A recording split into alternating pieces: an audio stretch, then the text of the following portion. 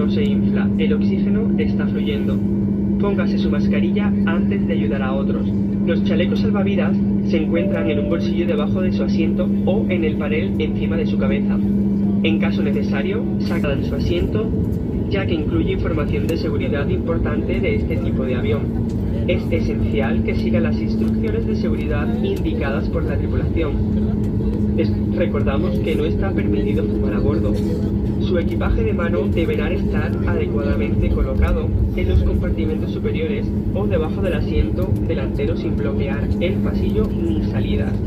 Su dispositivo controlado o guárdenlo en un bolsillo. Si alguno de sus dispositivos electrónicos o su batería sufriese algún tipo de daño, se calentase, desprendiera humo, lo perdiesen a bordo o cayese dentro de la estructura del asiento, deberán informar inmediatamente a la tripulación de la cabina.